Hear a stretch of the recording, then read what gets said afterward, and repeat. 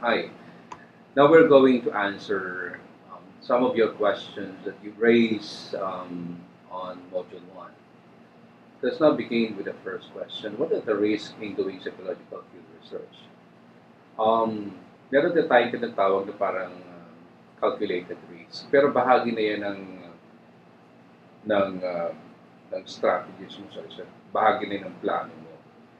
Depende kung anong nature ng research mo. So, na-anticipate mo na ito yung mga um, mga pwedeng mangyari, ito yung mga problema na pwedeng mangyari, ano yung mga risk factor na sa buhay ng tao, sa buhay mo. So, hindi mo naman ilalagay ang sarili mo sa kapahamakan. Hindi mo rin naman ilalagay sa kapahamakan yung mga taong involved sa research. Kaya kailangan i-calculate mo mabuti yung mga magaganap sa research mo para hindi umabot sa ganong kalaking risk. Okay? um, ang pwedeng mangyari, okay, while doing research. And the second one is, how do you specify that research is meaningful? Paano pa nagiging meaningful ang isang bagay? Um, so you have to clarify that term also in terms of research. In terms of practicality, in terms of usefulness, in terms of responding to the needs of the society, in terms of his contribution to the body of knowledge in terms of the impact of that to, let's for example, society, then it becomes meaningful. When it comes to, for example, the transformative change that it can contribute to the people. Okay? Marami pa na pwede mong pag-isipan. So what drives you from conducting this type of research? Are you referring to my research in community? So again, going back to, we now go back to our philosophical stand, okay, philosophical framework natin. So napaka-importante na from the very start, alam mo kung paano mo tingnan ang realidad, kung paano mo i-evaluate ang mga nangyayari sa paligid mo. At kaya nga importante dito yung philosophical framework mo. Okay? Hindi naman siya parang ginusto ko lang. Ano siya it's a personal value. It's your personal ethics. It's your personal mantra. Okay? It's a personal choice on how you see things. Okay? Marami naman kasi tayong pagpipilian pero meron tayong uh, pipiliin na alam natin na makapagbibigay. So going back to the question of meaningfulness. Okay? And meaningfulness is very much grounded and influenced by your philosophical framework. So why psychological field research? Why psychological field research important? Again, um, nasagot na natin yan. Importante yan dahil, I mean, as a human being, is part of our nature na magtanong, maghanap ng kasagutan sa mga nangyayari sa paligid natin. At gusto lang natin itong systematize. Okay. And why is it important to have philosophical framework in your qualitative research? Okay, again, ito yung magbibigay ng direction Para ito yung navigator mo sa paggawa ng qualitative research. Kasi just imagine kung wala kang so pwede kasi mangyari na dalawa kayo pupunta sa isang field. Ang isa, grabe ang passion sa mga mahirap. Ang isa, gusto lang ma-promote sa trabaho kaya gusto gumawa ng field research. So, dalawang pananaw yun. O gusto lang makapag-publish ng research. Isang pananaw yun. Okay? At isang naman, pero sabihin natin na gustong makapag-develop ng iba't ibang ng ibang teorya, isang pananaw pa rin yun. Okay?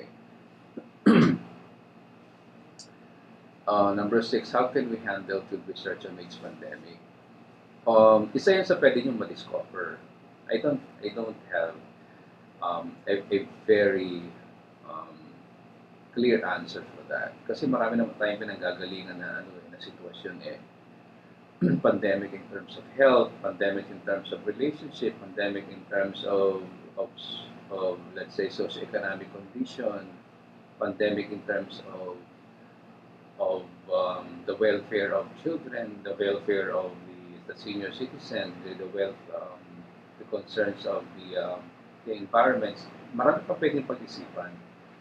So kung paano i-handle yon. So, that is why you needed to do a research para maintindihan mo kung paano ito i-handle given a specific population, women, mga bata, senior citizen, mga millennials, so on and so forth. Okay? So wala tayong parang specific na nasagot sa tanong na yan. So you have to explore the answers for that. In the situation today, which is the pandemic, what is the best philosophical framework to use when you make a research on how it challenges? So I don't have to dictate on you what you're supposed to think. You will have to discover that yourself. And you always have to remember when you go back to the history of philosophy or even the history of psychology, always the bottom line of philosophical framework is they search for questions on what's happening around. They are propelled by they were propelled by the challenges of life, the problems of life. Okay, so you have to do. I mean, you have to explore that. And you have to search for that. Okay. Next, what are the other types of forms, examples of methodologies? We're going to talk about that. Okay. Module. I think the next module we'll be talking about that already.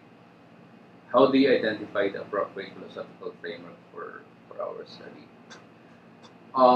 There's no such thing as the appropriateness. You have to explore that yourself. That will match what you're looking for. Pwede rin naman kasi na, just for example, iba-iba yung research na ginagawa ko. So, sa mga framework na lagi kong dala-dala, ang gusto kong framework na lagi kong ginagamit, gusto ko yung laging makakatulong lagi. Laging practical. Dapat practical siya. Na hindi lang siya magiging research lang, pero magagamit yung research na yan para makatulong sa problema. There is some philosophical framework yan. Pwede siyang related sa pragmatic, pwede siyang related sa critical realism. Okay? Okay, moving on. It emphasized that qualitative research do not use a standardized questionnaire. However, I've read some articles that qualitative research can have methods of interviewing. Excuse me. We will be talking about that when the last part when we talk about mixed method, and I will be giving also an example of that on my own personal research. Ang tinuturo ko kasi ngayon para makita nyo lang yung difference na you're doing the quantitative research, you're now doing the qualitative research. You have done quantitative and you're doing qualitative, but at a certain point, hindi ka rin naman kinakailangan maging purist na pure quantitative ka, pure qualitative ka. So pwede mo rin pagsamahin yan para to strengthen your research. Okay? Usually, some people would recommend a combination of quantitative and qualitative para ma-solidify mo yung datos mo. Okay? Okay.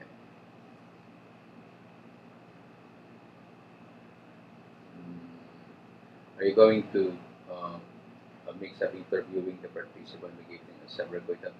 At this point, tingnan natin, but at this point, gusto ko makita niyo yung na mag-focus lang muna kayo sa qualitative by not integrating a survey questionnaire. Okay. All right. I understand the module, sir. Thank you for the effort, but I want to ask, since you know how you cherish everything you have experienced, community, how it helped you in a lot of ways. Are we going to miss a lot of learnings since we are not able to experience immersion in the community? Yes.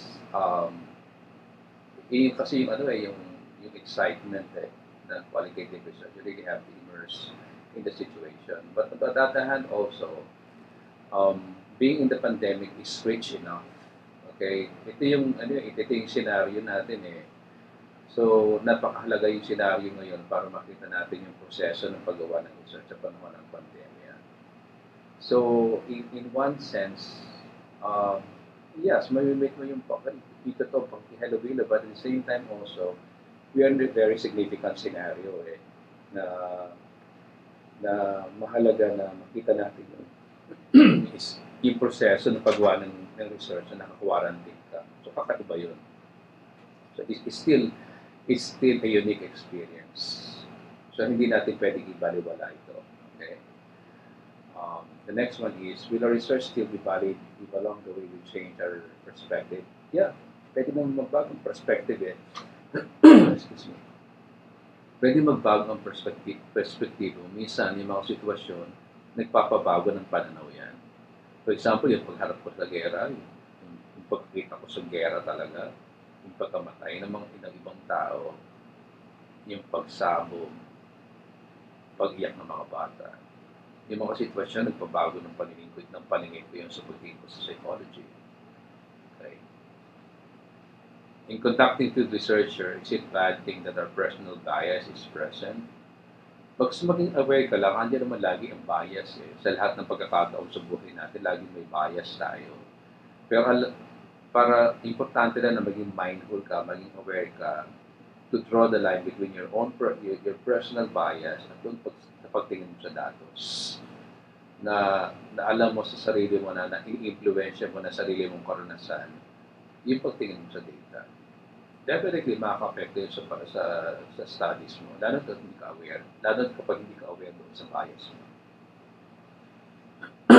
Sometimes we even have to stipulate that in our study na meron kang personal bias. Okay? For example, when you're defending women, so women's studies, at meron kang uh, mabigat na pinaglalaban na pinagdadaanan sa issue na yan, so kinakailangan mo lang i-stipulate na mabuti na meron kang leaning towards that direction. But at the same time also, hindi sinasabi ng datos mo.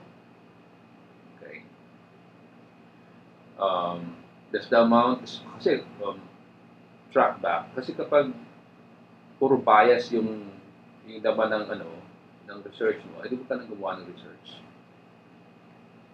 Kasi parang when you're looking at the validity of research, di ba sabi nga natin na kinakailangan makita mo yung research mo magiging representation, yung datos mo magiging representation ng pinag-aaralan mo, hindi yung biases mo. Okay? Does the amount spent in qualitative research and quantitative differs in their data validity? The amount spent, hindi rin eh. It really depends. It really depends on the nature of your study. It really depends on what you're trying to study. It really depends on your goals of your study. Okay? Of course, merong yan, iba-iba yung weight niyan eh. Iba-iba yung focus niya. But it doesn't mean na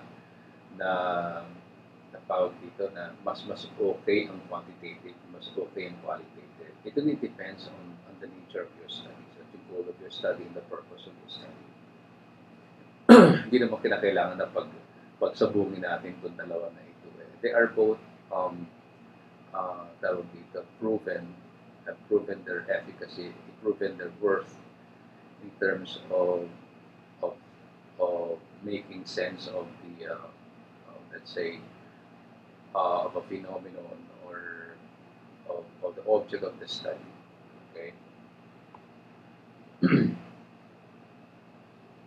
Number 15. According to the lecture, qualitative research are conducted in actual setting, which means outside. How difficult will it be to conduct a field research without actually being in the field itself? Hindi naman yung literally na outside. Your home is still the outside, is still a field. Okay? And given the situation, given the context na hindi ka talaga pwedeng lumabas, so yung bahay mo pwede magang field yan. It's still outside of yourself. Okay? At marami ka pa rin pwedeng ma-observe doon. For example, sa bahay mo, marami ka pa rin pwedeng ma-observe. Okay? Kaya nga yung challenge niyan eh, maski sa loob ng bahay, pwede kang gumawa ng napakagandang design for your research. Alin yung pinag-usapan natin sa module 2. Okay. Number 16.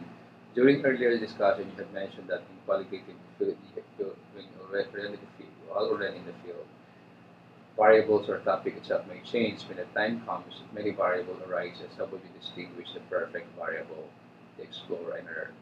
And those possible things to consider in choosing a variable fitted So ikaw rin makakapag-define yan. Kung ano yung mas makahulugan sa panahon na yun at sa oras na yun. Doon ka mag-focus. Right? So when I was doing the Pintakasi, ang idea ko lang doon is just to focus on describing Pintakasi, the psychology of Pintakasi, and focusing on the tradition of Pintakasi. But later on, when nag-surface yung mga conflict, so why not explore Pintakasi in addressing the problem? Okay? So, pag nasa field kasi, there are lots of, parang mga inevitables, mga unforced issues na lalabas na kinakailangan mong paghandaan. At kaya sinasabi ko, kinakailangan mong maging flexible. Okay? Next is, how did you remember everything but without a pen and paper with you? Or did you have recorder? Pag-usapan natin yan sa methodology. So, meron, although hindi ko dinadala yung pen and paper ko para magsulat sa harap ng mga tao kapag nag-research ako, meron akong recorder na dinadala. It's either a video recorder or the voice recorder. Pero pagkatapos ng research ko, sinusulat ko rin lahat yun. Okay.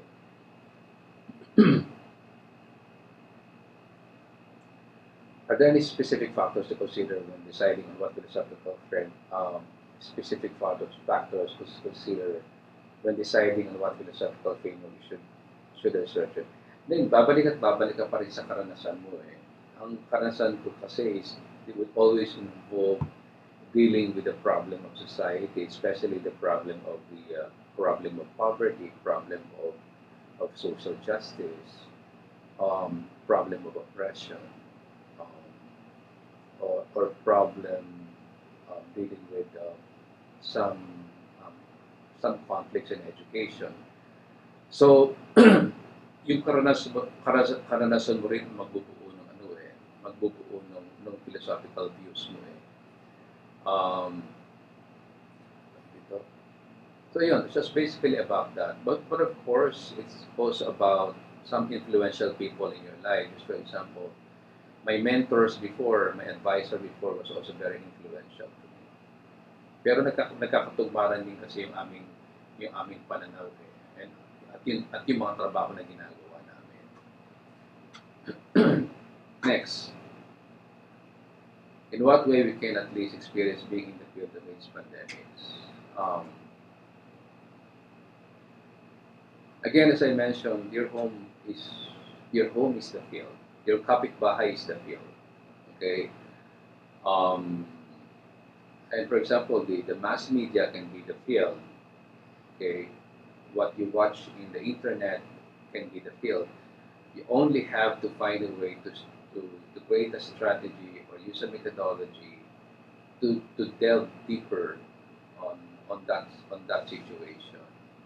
Okay.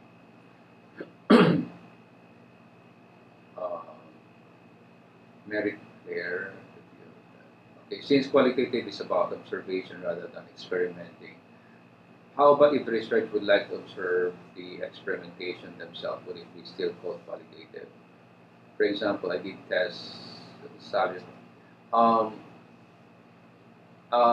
In qualitative, you can also do experimental thing. Okay, for example, when I was doing the Pintakasi, I was experimenting on the impact of Pintakasi in addressing the problem of people. Okay, so tinitingnan ko pa rin, obserbahan ko ano yung magiging epekto nito sa pag-solve ng problema ng mga tao. Nakatulong pa siya o hindi siya nakatulong. Or ang Pintakasi is more of a traditional, is more effective in traditional, traditional view. Or Pintakasi is also effective in addressing the most current problem of the people. Okay. Since we will be conducting qualitative field research, does that mean we have to come up with our own theory po? At this time, parang it takes some time to develop your own theory. Parang hindi pa siya, wala pa kayong time ngayon. Very limited yung time niyo sa pag-uo ng theory. It will take years. For For example, when I was developing the wellness intelligence, excuse me, when I developing my own model of education or model of cognition, and I named that wellness intelligence, it took me at least more than 10 years to develop that. So for you to come up with your own theory, parang it's so ambitious to do it today, given your limited time. All right. So you can work on on existing theory and look at that on a specific phenomenon. Okay. What do you think is the most effective method to use in conducting to? So again, pag-uusapan natin ito. Depende yan kung ano yung goal mo eh. So hindi siya parang mas effective ito o mas effective yan. Depende yan sa goal mo, purpose ng research mo. Sa mga questions na gusto mo sagutin. Number 23, should philosophical framework come first before theoretical framework? Come first. Yeah, before ka kasi gumawa ng before ka gumawa ng philosophical framework mo, ando na yun eh. Parang embedded na sa isipan mo yung ano yung basic ethics mo, yung basic values mo, yung basic mantra mo sa paggawa ng research. Okay, andyan na yun.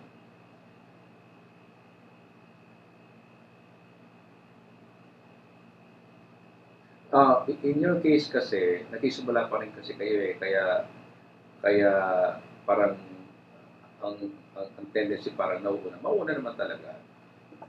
Basta simo balong, parang automatic na siya eh. Ito na ako eh, parang bahagi na yun ng identity mo bilang researcher eh. Na meron ka ng anchoring, naka-anchor na yan sa isipan mo, naka-ground ka na. Ito yung pananaw ko, ito yung pagtingin ko sa mga sa realidad eh. Okay? Basta ako, laging na-mention na kayo na laging automatic na yun. Kung gagawa man akong research, dapat maging, tawag ito, may gamit siya, makakatugon siya sa problema, o makakadagdag siya sa pagtingin sa problema, o sa sitwasyon sa buhay. Conducting a case study is involved in-depth observation because of the pandemic. How much has it affected? Kaya nga, hindi ka maglalagay ng risk sa sarili mo na lumabas ka sa bahay mo. Ang pwede mo lang obserbahan na walang masyadong risk, yung mga taong nakapaligid sa'yo sa loob ng bahay. Okay? Kasi nga, malaki yung risk doon sa paglabas mo. Kasi nga, pagpunta mo sa kamag-anak mo, risk pa rin yun.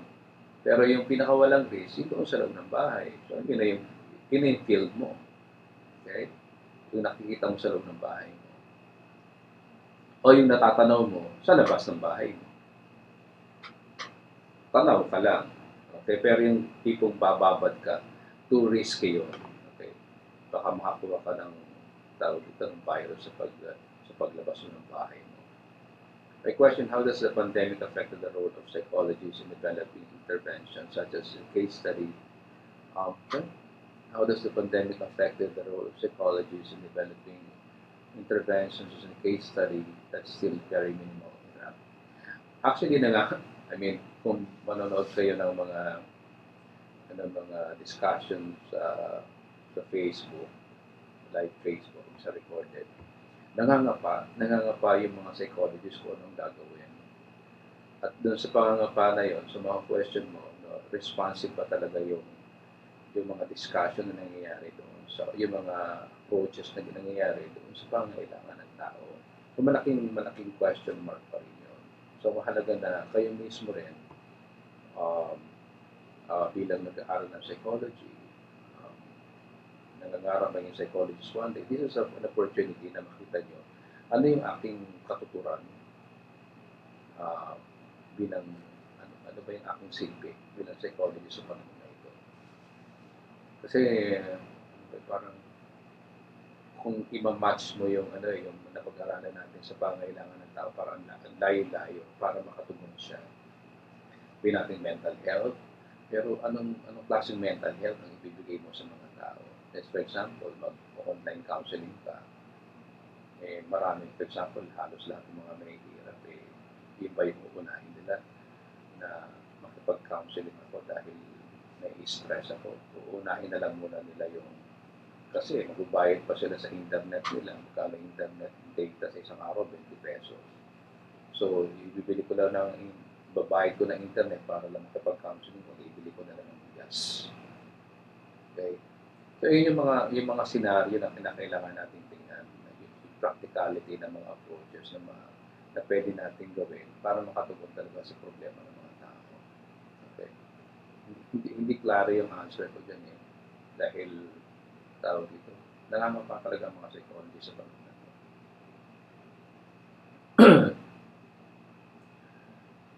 The next one, how do you conduct interviews? It depende sa sitwasyon, depende sa kausap mo, depende sa goal, depende sa subject. For example, kung puro manobo ang mga nasa harapan, mga manobo ay mga indigenous people. So, mag-a-adjust ka doon sa kultura, mag-a-adjust ka doon sa oras ng kanilang, sa oras na kung saan pwede mo silang usapin. Hindi ka naman basta sisingit ka na lang sa buhay na sabi mo mag-interview ka. So, kailangan mo pag-aralan yung demography ng pinag-aaralan mo. Sa kung pupunta ka sa corporate world, sa business world, sa ibang level naman yan. So, iaayon mo ang sarili mo. Kaya napakalaga ng flexibility Okay? How can we be sure that our gathered information is enough to be interpreted, especially if our participants are big populations as teenagers?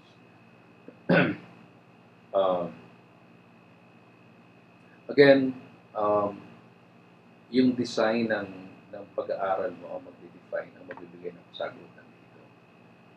Okay? Regardless kung gaano kalaki o gaano kaliit ang population, kung paano mo i-design yung research mo, yun yung sasagot dito. Okay? So, wala siyang aspect ng enough ba yung magiging interpretation. You may again go back to your design, and that will give what is kind of structure and scope sa gusto mong mangyari. And the next one is, what is the difference between philosophical and theoretical framework? Parang nasagot ko na ata ito.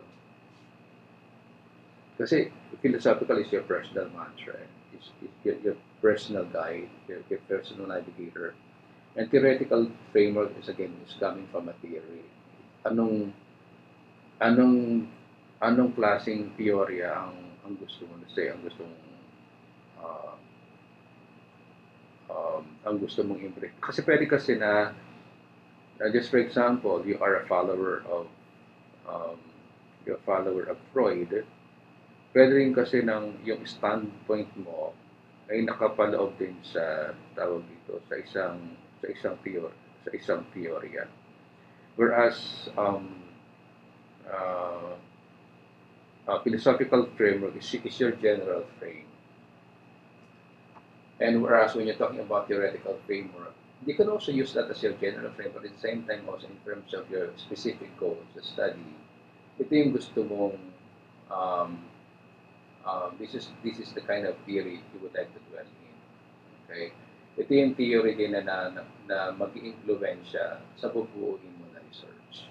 Okay? It is more specific actually. Okay? And philosophical is a more generalized agenda. And theoretical is more of a specific one. Okay.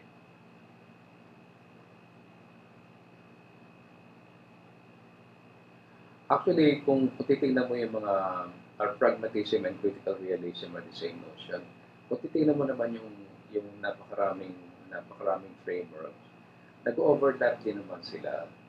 Ito, masyadong magkaugnay itong dalawa na ito Although meron silang kanya-kanyang parang emphasis.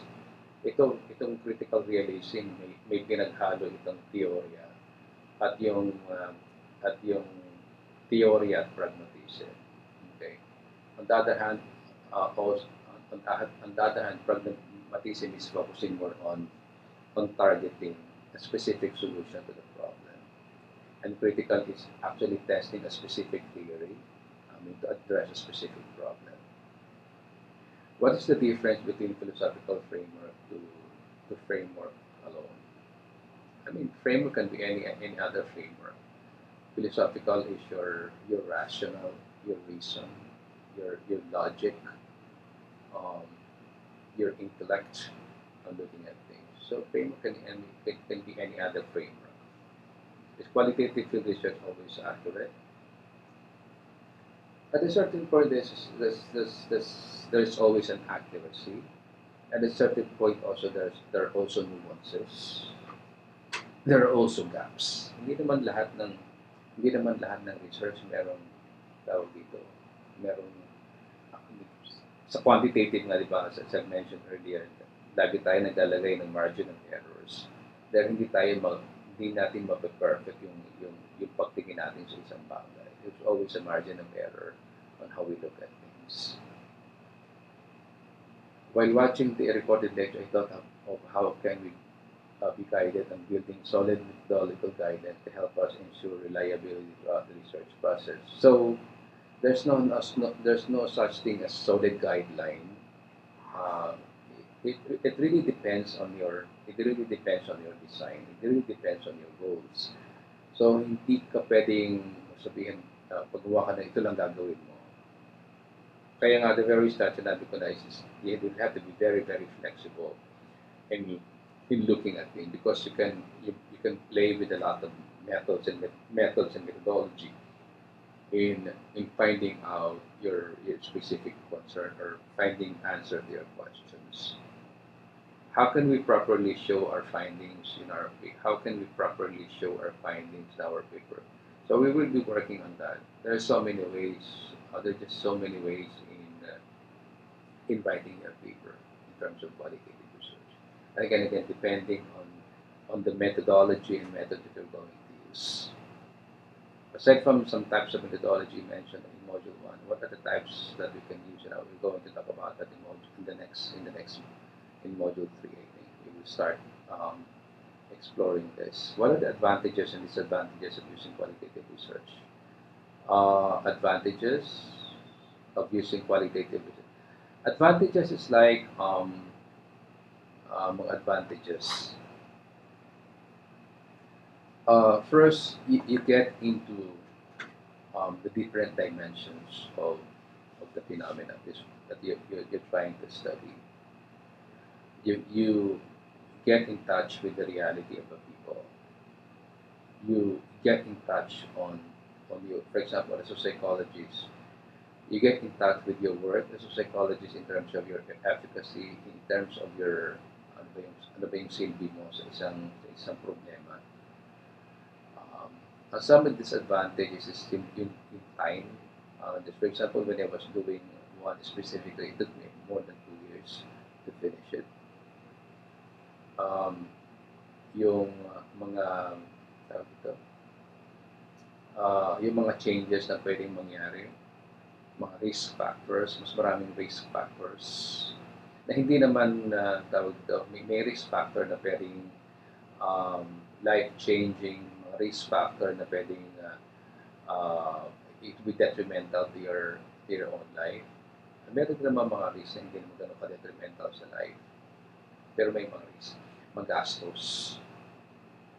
Ano pa ba? Mapusisi. Mahirap isulat. But at the same time, pag nasulat mo naman siya, it's very satisfying. So makikita mo talaga yung strength mo as a researcher.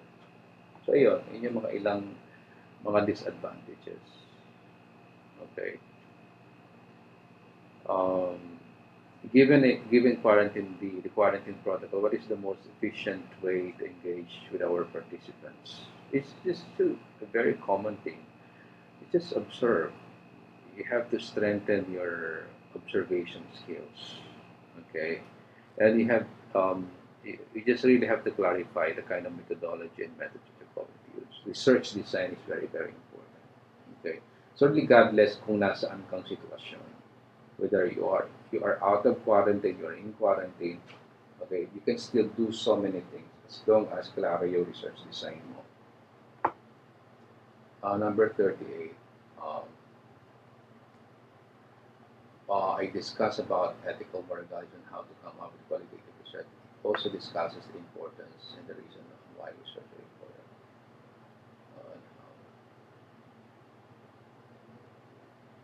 Okay. What perspectives and experiences do you bring to your research? I think this is the most important question about a specific point because it means how you solve it because of the problem within the society. Um,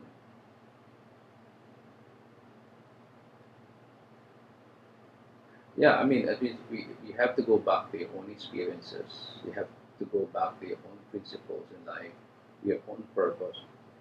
Um, Sometimes when you start to clarify your own person, that also I mean, in one way or another, impact on how you see things. Okay. My personal readings also are impacting how I see things. Because nag-grow yung ating perspective eh. Hindi lang naman parang may perspective 10 years ago but still may perspective today. Marami mga perspective ako ng 10 years ago na binitawan ko na. At meron akong ibang perspective ngayon. As you grow with life, I mean, your perspective also grows with life. So minsan, hindi lang minsan, nagbabago talaga.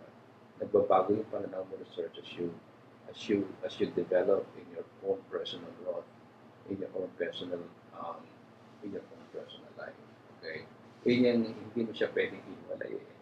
Talagang magbabago at magbabago yan. Okay? So, pero posible rin naman kasi na parang, well, you don't have any perspective at all kundi makagupat. I'm sorry, I'm just giving this an example. Na parang gusto mo na gumawa ng research para ma-promote ka. For example, you are in academy. Gusto mo na gumawa ng research para ma-promote ka na, for example, from assistant professor, associate professor, full professor. Pero pwede rin kasi na devoid ka, parang absent yung pagtingin mo sa impact ng research mo sa pagbabago ng lipunan. Pwede rin mangyari. Pwede rin kasi na parang gumagawa ka na lang para lang sa pera. Pwede rin. Okay. Are all perspectives from different people and researchers acceptable? Again, depende, di mo naman pwedeng i-query sa yung tao na ito yung i-embrace niya, di ba? So, ang importante, ikaw mismo, aware ka kung saan ka nagagaling. Okay? Sabihin natin meron acceptable, pero I mean, kanya-kanyang perspektibo yan eh. Pero on your own, I mean, importante na aware ka na yung perspektibo mo ba ay makakatulong. So, yung sa ibang tao, wala na naman tayong control doon. In pragmatism, how will the researcher be sure that his work will have a great impact on the community? Gamitin mo kung mag-resulta ito sa productivity, sa positive na result sa buhay ng tao. Yun. Okay. I-test mo. I-implement mo yung datos mo. Okay. Gaya ng ginawa ko sa Pintakas, i-implement ko. May nakita ko na may gamit siya. Hanggang ngayon, tinetest ko pa rin siya sa ibang pamamaraan. Pero na-prove ka na may gamit talaga siya. Does a person's personal intention or question and opinions regarding the subject of research affect research? Definitely. Kaya kinakailangan magklaro sa iyo na hindi mo masyadong i-water down yung resulta dahil sa personal na bias mo, sa personal opinion mo. Okay. How far can we say our beliefs or position without speaking? How far can we say our beliefs or positions in philosophical framework without speaking over the community involved? So, hindi mo naman kinakailangan i-pronounce yun eh.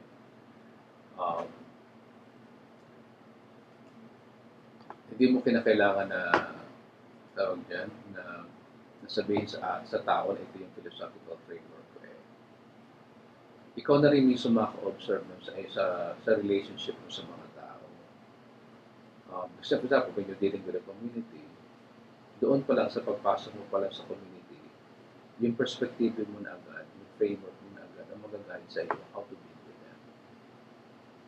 Kasi yun yung maglulugar sa iyo, yun yung magpo-position sa iyo doon sa pag-deal mo sa community. Kaya kailangan kasi ang ano siya, information din yan, hindi na siya parang ano hindi na siya parang motto ano rin siya parang set of guideline yan kung saan ka lulugar sa harap ng mga tao. Okay. I've answered at least 43 questions. So that's all for now. There are some areas pwede nyo pa naman i-clarify kung hindi pa klaro sa inyo. You can still follow up on something that I have said. Okay. Alright, that's all for now. Maubos na boses ko. Okay. Good night.